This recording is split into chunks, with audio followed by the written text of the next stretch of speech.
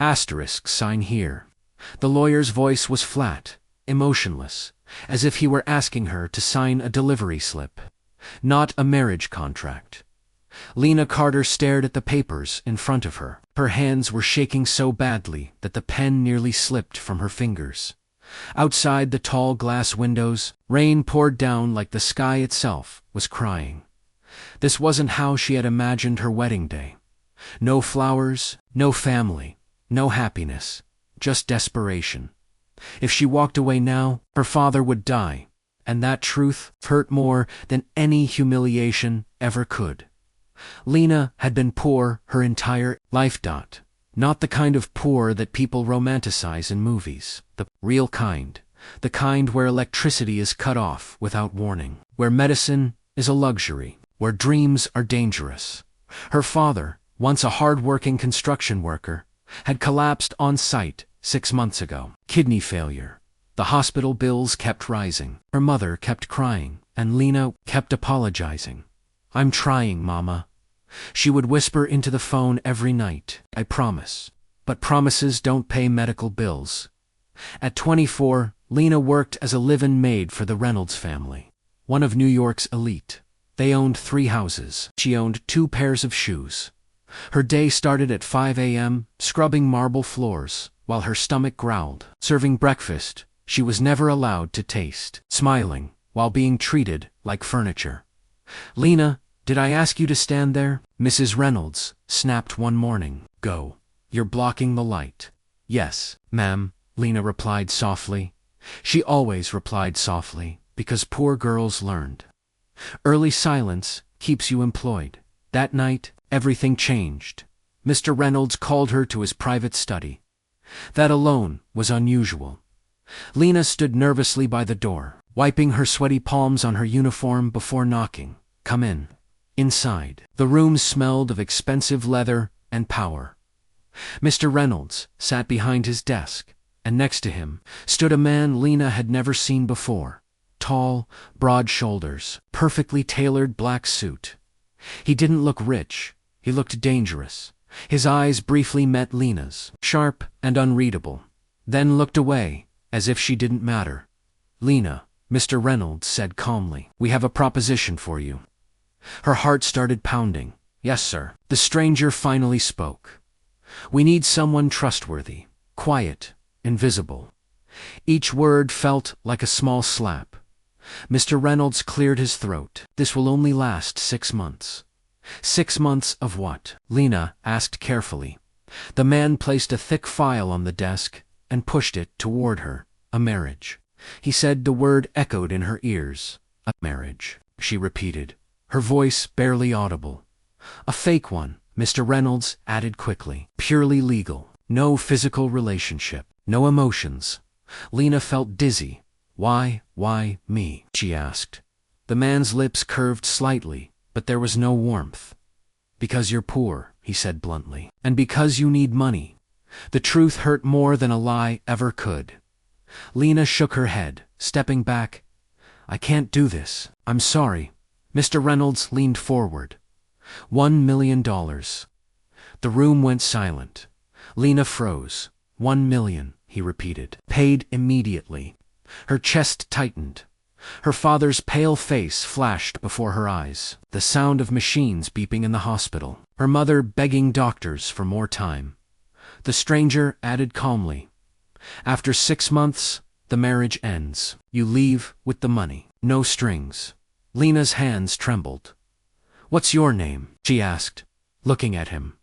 He hesitated for half a second. "Daniel. Just Daniel." She didn't know that name was a lie that night. Lena lay awake, staring at the cracked ceiling above her bed.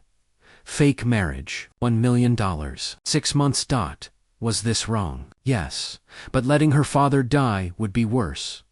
By morning, her eyes were swollen from crying, but her decision was clear. She knocked on the study door again. "I'll do it," she said quietly. Daniel looked at her for a long moment. "Once you sign," he said coldly, "there's no turning back." She nodded. "I understand," but she did not even close. The wedding happened 2 days later. No guests, no music, no smiles.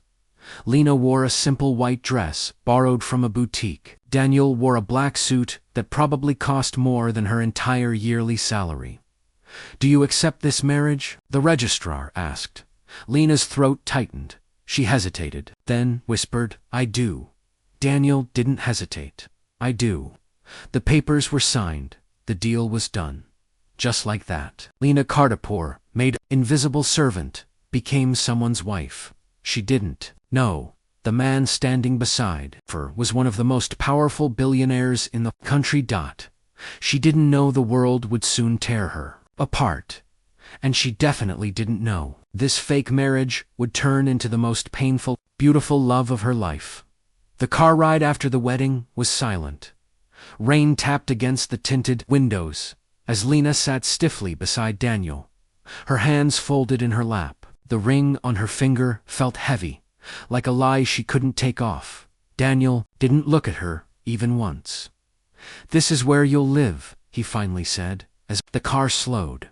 Lena looked up and her breath caught. The mansion in front of them was massive. Tall gates, white stone walls, soft golden lights glowing inside. It looked like a palace. "This is too big," she whispered. Daniel stepped out of the car. "You'll get used to it." Inside, the house was cold and quiet, not empty, but controlled. "This is your room," Daniel said, opening a door at the end of the hallway. It was larger than any place Lena had ever lived in. King-sized bed, private bathroom, balcony. She felt uncomfortable. "Thank you," she said softly. He turned to leave, then paused. "We need rules." Lena straightened. "No questions about my work. No entering my room. No emotional attachment." She nodded quickly, and in public, he added, "You smile. You hold my arm. You stay quiet." "Yes, Daniel." His jaw tightened. "In public, you call me Mr. Blake." She blinked. "But your name, Mr. Blake," he repeated coldly. She swallowed. "Yes, Mr. Blake." The door closed. Lena sat on the bed, staring at the walls. She had never felt so alone. The next morning, Lena woke early out of habit. She went to the kitchen, ready to cook, clean serve. A housekeeper stopped her. "You don't work here," the woman said bluntly. "You're the lady of the house." The words felt wrong. At breakfast, Daniel sat across from her, reading something on his tablet. "You'll attend an event tonight," he said, without looking up. "A business gathering." "I don't know how to." "You'll be trained," he interrupted by noon. A team arrived. Stylists, makeup artists, designers.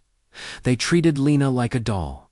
"Stand still, lift your chin, don't slouch." When they were done, Lena barely recognized herself. Elegant dress, soft makeup, hair styled perfectly. Daniel walked in and stopped. For a brief moment, his eyes softened. Then the wall returned. "You'll do," he said. That single sentence stung more than criticism. The event was overwhelming. Bright lights, expensive suits, people who spoke in millions. Daniel's hand rested lightly on Lena's arm, not loving, just controlling. Whispers followed them. "Who is she? She doesn't look like his type, is she?" From Money, a woman in a red gown approached, smiling too brightly. "Daniel," she said, touching his arm familiarly. "You got married without telling anyone." "It wasn't public," he replied. The woman turned to Lena, eyes scanning her from head to toe. "And you are." Before Lena could speak, the woman laughed softly. "Something temporary." The group chuckled. Lena's cheeks burned. She waited. Daniel said nothing. That silence humiliated her more than words ever could. Back home, Lena locked herself in her room and cried into her pillow. She reminded herself why she was here. Papa, hospital bills, 6 months. Still, her chest ached. Days turned into weeks. "Beta," he said happily. "The doctors say I'm getting better." Tears filled her eyes. "That's wonderful, Papa. We don't need any more money," he added. "Come home sometime." Lena ended the call slowly. Her purpose was gone. The reason she sold 6 months of her life was no longer there that night. She opened the contract, read the end date. 2 weeks left. Daniel noticed the packed suitcase in her room the next morning. "Where are you going?" he asked sharply. She looked at him calmly. "I'm leaving. The contract isn't over." "I am," she replied softly. "My father is well. I don't need this anymore." Something like panic flashed across his face. "You can't just walk away." "Why?" she asked. "Because I embarrass you. Or because you're used to controlling me. That's not fair." "Neither was lying to me," she said. She zipped her suitcase. "I never wanted your money, Daniel," she added quietly. "I wanted respect." She walked past him, and for the first time in his life, Daniel Blake felt powerless, because the one woman who never wanted his wealth was slipping through his fingers, and he was finally realizing something terrifying. This fake marriage had become real for him, and he might lose her forever. Lena left the mansion before sunrise. No dramatic goodbye, no shouting, just quiet footsteps and a heart heavy with emotions she didn't want anymore. The driver dropped her at a small rented apartment near the city edge. It wasn't fancy, but it was hers. For the first time in months, Lena slept peacefully. Daniel didn't. The mansion felt colder without her. The silence screamed. He stared at his phone all night, tempted to call her, then stopping himself. This was what he wanted, wasn't it? Control. Distance, no emotions. Yet his chest ached like something vital had been ripped out at work. Daniel couldn't focus. During a board meeting, his assistant whispered, "Sir, are you okay?" Daniel snapped, "Cancel my meetings." He stood abruptly. "Find Lena Carter," he ordered. Now, the assistant hesitated. "Sir, your wife." Daniel clenched his jaw. "Yes." Meanwhile, Lena started working again. A small cafe, long hours, low pay. But she smiled more. She felt human again. One evening, a customer said kindly, "You have a beautiful smile." Lena froze. No one had said that to her in a long time. She smiled back. "Thank you." Daniel found her 2 days later. He stood outside the cafe, watching her laugh softly while serving coffee. Something inside him broke. He walked in. Lena looked up and froze. "What are you doing here?" she asked calmly. "We need to talk," he said. "There's nothing to talk about," she replied. "You made everything clear." "I was wrong," he said quietly. She shook her head. "You were honest, for the first time." That hurt news broke the same day. A scandal. Daniel's biggest investor pulled out, accusing him of manipulation. Stock prices crashed. Media exploded. CEO under fire. Is Blake Global collapsing? Daniel stood alone. For the first time, money couldn't fix it. That night, he went to Lena's apartment. He knocked. No answer. He knocked again. Finally, she opened the door slightly. "I can't do this," she said softly. "I don't need your help. I'm not here as a billionaire," he said, voice breaking. "I'm here as a man who's scared." She hesitated. That was new. Days passed. Daniel publicly apologized for the scandal, took responsibility, and stepped down temporarily. The world was shocked. Billionaires didn't admit fault, but he did. And then he did. Something no one expected. At a press conference, he spoke about Lena. She was never a contract, he said. She was never a gold digger. Cameras flashed wildly. "I lied to her," he continued, "and I regret it every day." Lena watched the broadcast in disbelief. Tears streamed down her face. Daniel arrived at her apartment, again this time soaked in rain. He stood there, vulnerable. "I lost everything," he said. "My company, my pride." She looked at him carefully. "And what do you want from me?" "You," he whispered. "Not the maid, not the wife on paper, just Lena." Silence. Then she asked quietly, "Why now?" "Because I finally understand," he replied. "You loved me when I had nothing to offer but a lie." Her heart trembled. Lena stepped outside into the rain. She looked at him. "You hurt me," she said. "You humiliated me. You didn't protect me."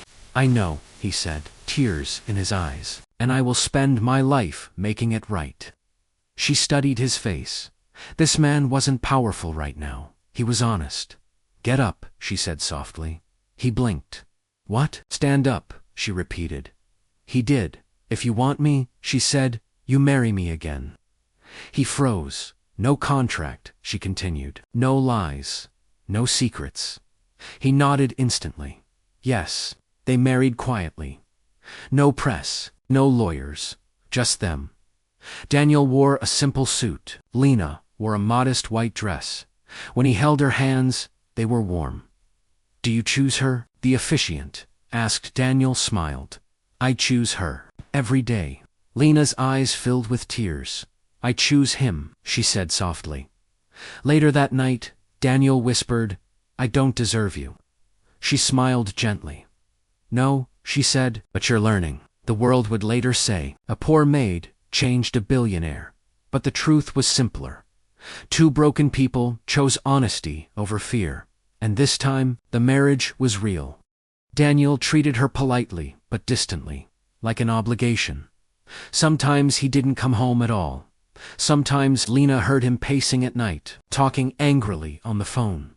She wanted to ask what was wrong, but rules were rules. One evening, Lena collapsed in the kitchen. The world spun. Darkness closing in. When she opened her eyes, Daniel was kneeling beside her. "Have you eaten?" he asked, sharply. She shook her head weakly. "I sent money home." He stared at her. "All of it." She nodded. "My father needs medicine." Something changed in his expression. For the first time, guilt flickered across his face. "Rest," he said quietly, helping her up that night. Daniel paid her father's hospital bill. Anonymously, Lena never knew. The media noticed her soon after. Articles appeared online. CEO's mystery wife appears at gala. Is she a gold digger? The comments were cruel. She trapped him. She looks cheap. She doesn't belong there. Lena stopped reading after she cried for an hour straight. At the next event, she overheard someone whisper, "She used to be a maid." Laughter followed. Lena excused herself and ran to the restroom. She stared at her reflection. Who am I now? Not a maid, not a real wife, just a contract. That night, she confronted Daniel. "Why did you choose me?" she asked softly. He didn't look up from his laptop. "You were available, that's all," she asked. "Yes." The answer shattered her. She nodded slowly and turned away. From that moment, Lena stopped trying. She smiled less, spoke less, stayed invisible. And Daniel noticed. He noticed when she stopped waiting for him at dinner, when the house felt emptier, even when she was there. Something inside him stirred, but he ignored it, because he believed feelings were weakness, and weakness had once destroyed him. He didn't realize that the woman he thought was temporary was slowly becoming irreplaceable, and soon a truth he had hidden for years would come out in the most shocking way possible. The truth came out on a night Lena would never forget. It was the annual Blake Foundation Gala, the biggest event of the year. Politicians, celebrities, media, everyone who mattered was there. Lena stood in front of the mirror, adjusting her simple silver dress. Her hands were calm now. Something inside her had gone numb. "Ready?" Daniel asked from behind. She turned. He looked different, confident, powerful, untouchable. "Yes," she replied quietly. The ballroom glittered with wealth, crystal chandeliers, flashes, applause everywhere. Daniel's hand rested on Lena's back as they entered. Not protective claiming, people stared openly now. Whispers followed them like shadows. "That's his wife. She doesn't fit. Why would he marry her?" Lena kept her head high. She had learned something important over the past weeks. When you expect humiliation, it hurts less. They were led to the front row table. Suddenly, the host took the stage. "Ladies and gentlemen," he announced, smiling broadly, "tonight, we celebrate 10 years of innovation, leadership, and vision." Applause thundered. "And now," the host continued, "please welcome the founder and CEO of Blake Global Enterprises, billionaire visionary, Mr. Daniel Blake." The room exploded. Lena froze. Billionaire. CO founder. Her breath caught painfully in her throat. She turned slowly toward Daniel. He was already standing, adjusting his jacket, confident UNBOTHERED. As if this was normal, as if her entire world hadn't just shattered. Her mind screamed, billionaire. All those events, all that power, the mansion. Suddenly every cold look, every rule, every silence made sense. She hadn't married a rich man. She had married one of the richest men in the country, and he had never told her. Daniel walked onto the stage. Applause roaring around him. Lena couldn't hear a single word. He said her ears rang, her chest tightened. Tears burned her eyes, but she refused to cry in public. Not again. When the speech ended, people rushed toward Daniel, congratulating him. No one looked at Lena anymore. She wasn't important now. She was irrelevant, at home. The silence was unbearable. Lena stood in the living room, arms crossed, waiting. Daniel finally spoke. You found out? Yes, she replied, her voice shaking despite her effort. You lied to me. He loosened his tie. I didn't lie. I just didn't tell you. That's the same thing. She cried. Why? She demanded. Why hide something so big? He looked at her coldly. Because money changes people. She laughed bitterly. You think I married you for money? She asked, tears streaming down her face. I didn't even know you had it. He paused. For the first time, doubt flickered in his eyes. You still signed the contract, he said. You agreed. Yes, she whispered. Because I was desperate, not greedy. Silence stretched between them then. Then he said something that crushed her completely. This arrangement was never about love. Her chest felt like it was caving in. I know, she replied quietly, and that's why it hurts. She turned and walked away. From that night on, everything changed. Lena stopped attending events unless absolutely necessary. She stopped dressing up, stopped pretending. She became invisible again. But this time, by choice. Daniel noticed. The house felt empty, even when she was there. Her laughter was gone. Her warmth disappeared. One evening, he found her sitting on the balcony, staring at the city lights. You could have asked, she said suddenly, without turning. I would have understood. I didn't trust anyone, he replied. She finally looked at him. Now you don't trust me either. He had no answer. Days later, Lena received a phone call. Her father's voice was strong for the first time in months.